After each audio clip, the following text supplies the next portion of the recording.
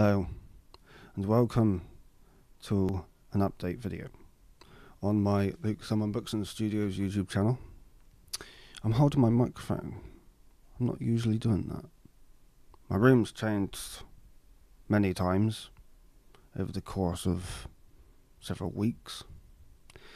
And, of course, we also know about what's going on in the world. COVID-19, a virus which so happens to have claimed thousands of lives over the last couple of weeks. And it's challenging times, curious times, interesting times, whatever adjective you want to put in front of it. And the reason it's curious, the reason it's challenging, is because we're being told to do things very far outside normal everyday life as it was 3 weeks ago. Next week, the government, I would expect, according to the government, of course, the UK government that is, would reopen some businesses, perhaps, according to what they've said, because they said they would close small and medium-sized businesses for 3 weeks in order to combat the virus. Reports have come in, supposedly, that the virus and the effect of the virus is reducing, apparently. So, does that mean that everything goes back to normal after next week? Who knows? Or perhaps they'll continue putting in more measures in place. Measures that are, to put it in some people's words, overzealous. Measures that I myself am concerned about. I think that the consequences, the moral consequences, the social consequences, and the economical consequences will become not just disastrous. That's probably putting it lightly, to be fair. What's going to happen if we impose these social distancing rules for 6 months, which is what they're saying they want to do, or even up to 2 years? Do we really want to live in a world where hardly anyone can socialise anymore because of these social distancing rules? Do we really want to live in that world? Would we rather interact with human beings physically, or would we rather communicate via electronic communication channels? And as we are well aware, Edward Snowden revealed back in 2009 the National Security Agency and the privacy concerns that came out of that. And that is a very pivotal moment in history when you think about it, because if we don't remember that revelation, which is absolutely vital to understanding what is going on in this world, more and more people are now using online transactions. More and more people are using the internet now more than ever to communicate with family and friends and loved ones. Instead of throwing birthday parties like we would do normally, instead of having wedding ceremonies like we would do normally, because we want to get married with our fiancé, we want to express our love and affection for one another. The experience online is just not the same as it is in a physical, social world, which is what we used to be in. With everything going online, this world isn't going to be the same. Computer technology can only help us so much. But we need our social interaction. We are social creatures. And if you take that away, people do go insane. I've gone insane. I'm not much of a social type. I'm quite the introvert, so it doesn't really affect me as much as perhaps extroverts might. But it is concerning to me and perhaps more to others, that the social norms of yesterday are being thrown under the bus to be rolled over with draconian measures that don't appear to be going away anytime soon. And that's very scary. Very, very scary. We're living in very trying times. And we should assume, at least for the time being, that the government and the police forces are doing their very best to protect us. Supposedly. But with the introduction of the coronavirus bill and the many things that they've put into this bill, fining people for going to an isolated location so that they can exercise, how is that a danger to people? How is it dangerous to go out to an isolated location in order to exercise for a prolonged period of time, go back home on your own, alone, and being a sensible distance away from other people when you travel? That doesn't make any sense. And fining people for doing that, and people who refuse to fine get arrested, that just doesn't make any sense. It really doesn't. It is concerning, to say the very least, if not draconian. And there's other things as well. You know, you could talk about the social distancing and the arrows on the shop floors. You have to go this way, you have to go that way. If you don't follow the arrows, then you'll be kicked out the shop, or something ridiculous like that. As long as you're a sensible distance away from people, what's the difference? You know, it just doesn't make any sense. Not to mention the fact that if you sneeze on an aisle, you know, those water droplets are going to be in the air for up to 3 days. And people can cough just all of a sudden out of the blue. We're breathing in dust all the time. That dust accumulates in the throat. Sometimes we need to cough to let that dust out. You know, that doesn't suggest anything to do with the coronavirus, right? Doesn't suggest in any way that just because you cough once randomly in the shop that somehow you have to be arrested and you have to be tested and you have to go to the mental health institute to be looked up and diagnosed. You know, I mean, that's just ridiculous. I mean, that's not just overzealousness, that's borderline fascist, if not fascist behaviour. So we are in very trying times, very difficult, challenging times. But we shouldn't be scared by that. We shouldn't be frightened into submission. We shouldn't be intimidated. If anything, we should be very cautious. But at the same time, we need to come together. Because at the moment, what these social distancing policies are doing is pulling people apart. You know, initially, when the coronavirus began, there was the 3 feet social distancing just near the counter. Now it's expanded to putting lines all around the shop to indicate that only 1 or 2 people can enter into this in between each line, right, in that space.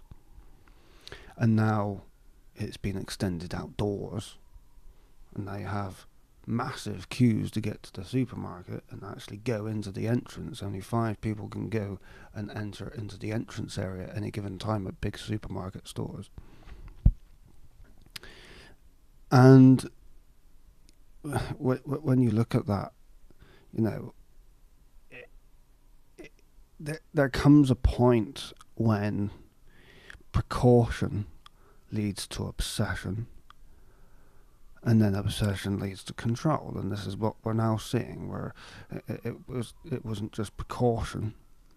I mean, it was precaution initially, and now it's not precaution. Now it's just obsession. What at what stage does it become so overzealous to the point where this unfolding fascist dictatorship becomes so real we can't escape? Do we really want to live in that society? And this is all to do with the virus, apparently. Driving people away from each other is socially disastrous. It really is. You know, you can talk about being online, communicating with your friends and family online, but how much do we really want to rely on technology? When you think about it, if we rely on technology too much, to the extent that we allow the agencies of the world, the intelligence agencies, the National Security Agency and all the rest of it, you know, we're being forced effectively to communicate with our friends, family and loved ones online. And what does that mean? Well, it means that intelligence agencies like the NSA can just communicate and surveil and spy on you and your communications all day long. Even this very video I'm recording to be put online could very well be picked up by the intelligence agencies. See if I'm saying something that might be considered a conspiracy theory or some other random nonsense they come up with. You know, there's lots of things that we need to be concerned about. There's lots of things that I feel we need to be very cautious about, but again, at the same time, we also need to understand the moral, the social and economic impacts that these draconian measures are putting in place. And we need to be concerned about that. We need to understand the implications of that. Once we understand that, maybe perhaps we can come to a common ground with our government so that they don't impose such draconian measures to an extent that would quite literally destroy the very fabric of being human. We're social creatures. We need to socialise. If we're forced in front of a computer all day, every day, and we're too scared to go out, what's that going to do to our health? You know? You know, people talk about, you know, stay indoors to keep people safe. Well, what's that going to do with your health, do you think? You know, people need to exercise. If you eat and you don't burn off the calories, then the excess fat gets stored, you get fat. You know, you need to burn off your calories in one way or another. If people get too scared to go out, and people are just going to end up getting fat. What's that going to do with people? You know, it's so counterproductive. All of these measures are so counterproductive. All of this advice is counterproductive. Staying indoors to keep people safe.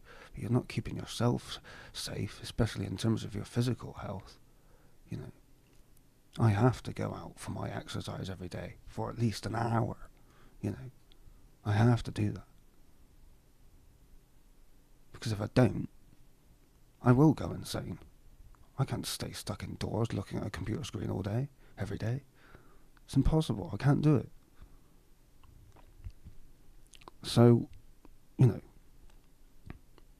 you can only go so far with these measures, but at the same time,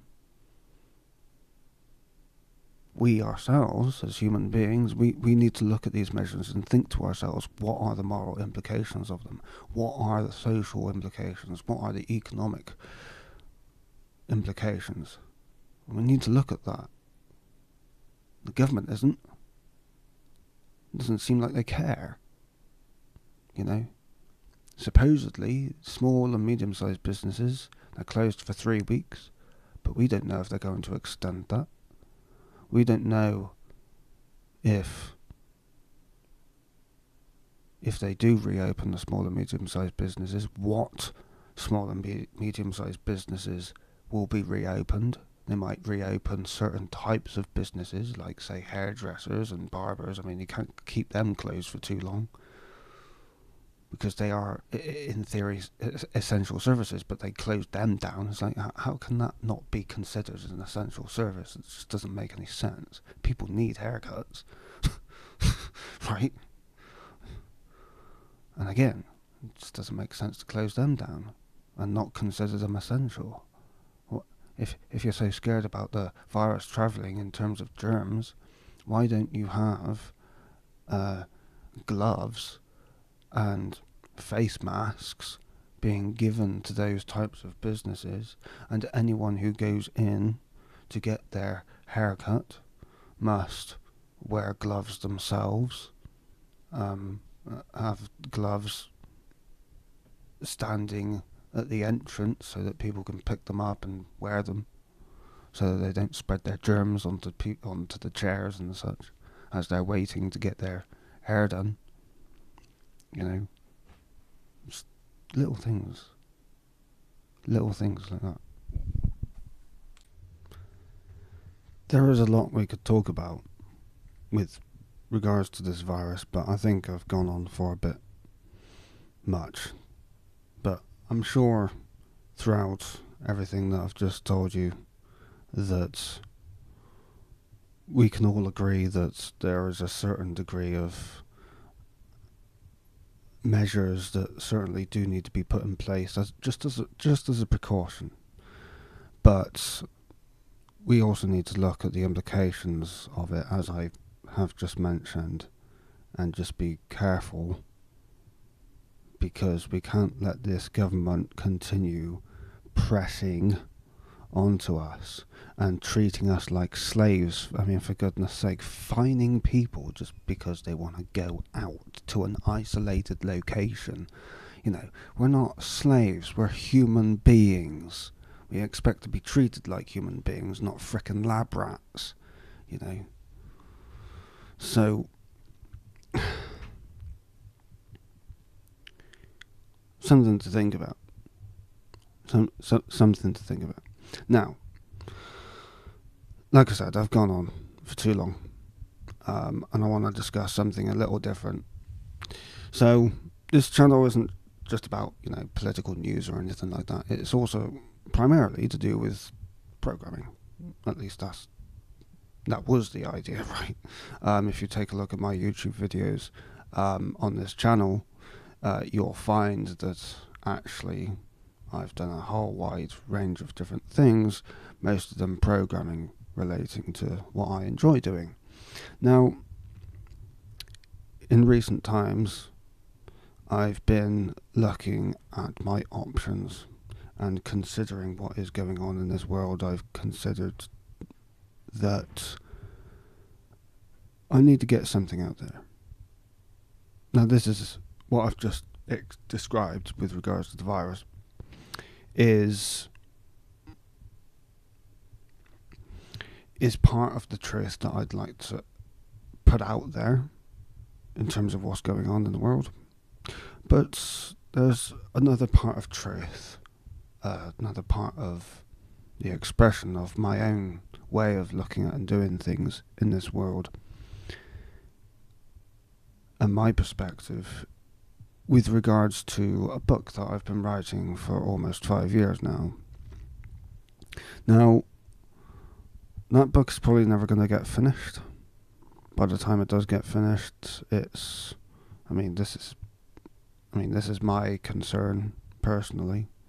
Might not necessarily be yours, but my concern is if these draconian measures get too far and all the censorship happens online, as we're seeing, websites getting shut down and all of that, I feel I need to get something out there soon. And so this book is just going to take too long.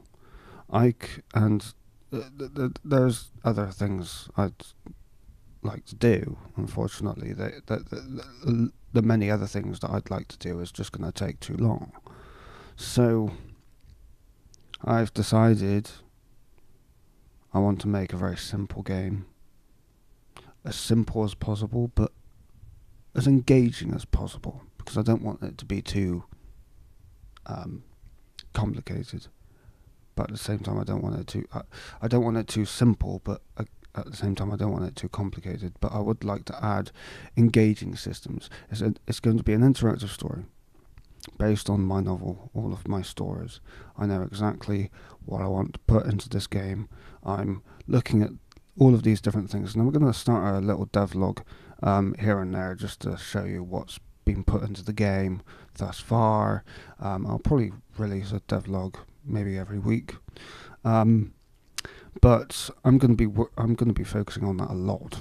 I'm currently on furlough, so I'm going to use this opportunity now to work on this project for as long as I can. If the business that I'm working for does go down under, it hasn't yet, although it is likely, it's possible, considering that some of our in fact most of our customers are probably shut down. There's a few big customers that are still working with us, which is good. So we're not going to go anywhere anytime soon, I would think. They seem to be in good company. They appear financially sensible. So it's not like I've lost my job, at least not yet. But at least during the time that I've been granted, I'm going to be using this time to be as productive as I can. So I'm going to be focusing on this game a lot over the next coming weeks. Supposedly up to the end of May. That might change. I might end up returning back to work at some point. Who knows? But I want to get something out there fast, because with this world changing almost daily, there's not much time left, at least from my perspective, my point of view, from the way in which I think. Right? Someone with Asperger's syndrome, if you understand Asperger's and the autistic spectrum, you would think perhaps you would understand where I'm coming from when I say that. But if you don't worry, it's fine.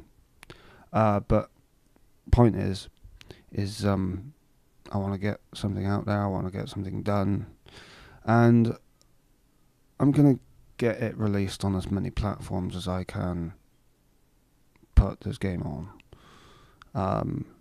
It will probably be free. I don't want people to have to pay anything for it, because even though I will be working on it, the reason I'm not going to put a price tag on it primarily is because it's about the truth for me. It's not about the money. It's about the truth. So stay tuned for that. Stay tuned for the devlogs if you want to keep up to date.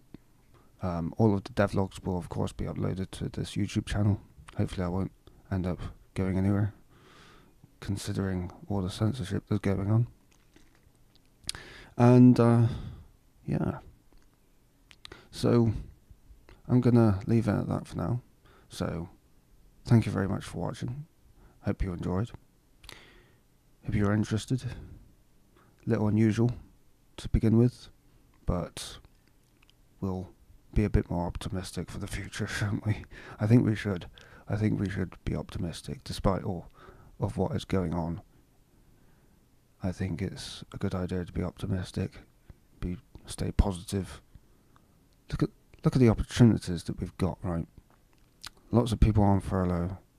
Appreciate what we've got. Appreciate that you've got time to do something in your own personal life. This is a personal thing now.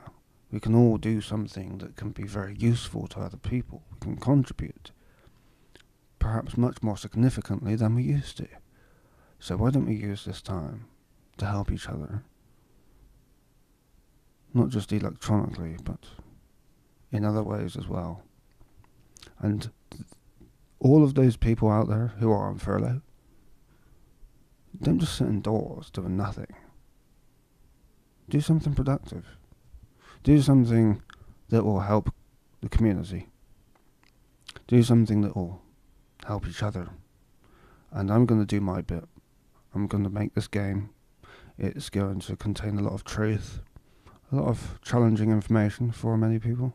There might be some controversial elements in it as well. Who knows? But that's what I'm going to do. I'm going to use my time as productively as possible. And yeah, that's what I'm going to do. That's my advice to everyone else as well. Do something productive. Do something you enjoy. You don't have to be productive, but it's entirely up to you what you do with your time. I personally will be working on this game and getting it out there. So once again, thank you very much for watching, and I'll see you next time.